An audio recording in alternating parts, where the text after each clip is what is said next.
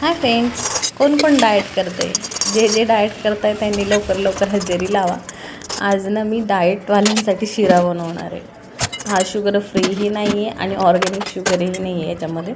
तुम्हाला चला पुढे सांगते कसा बनवायचा आणि त्यात मी स्वीटसाठी काय ॲड करणार आहे. तर 3 वाजले होते दुपारचे. छान भूक लागली होती. भूक म्हणजे छोटीशी भूक, आपल्याला सर्वांनाच माहिती. 3-3:30ला छोटीशी भूक लागते. त्या भूकेत काहीतरी छान असं खायलासुद्धा आवडतं. म्हणून काय केलं, 1 वाटी रवा घेतला. तोही छोटीशीच घेतली कारण की खाणारे मी एकटीच आहे. आणि त्यातूनही भरपूर थोडासा शिरा उरलासुद्धा होता. छानपैकी मी थोडंसं अर्धा चमचा तूप घेतलं. त्यात छान लाल लाल रवा भाजून घेतला.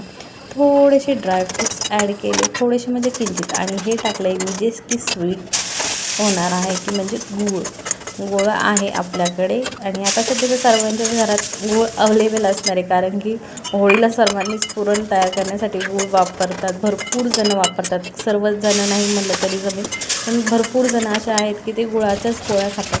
तर मी याच्यात गूळ टाकला आणि थोडं थोडं पाणी करून मी याला मिक्स केलं. नंतर 2 वेळेस पाणी टाकल्यानंतर मी याला झाकण ठेवलं. झाकण ठेवल्यानंतर 25 सेकंद तरी मी याच्यावर झाकण ठेवलं असं. त्यानंतर मी याला ओपन केलं आणि छान एकदम सुटसुटीत शिरा तयार करून घेतला. मला आवडतो तसाच एकदम मोकळा मोकळा असा शिरा तयार झाला होता. या खायला आणि लाईक शेअर सबस्क्राईबसुद्धा करा. कसा वाटला नक्कीच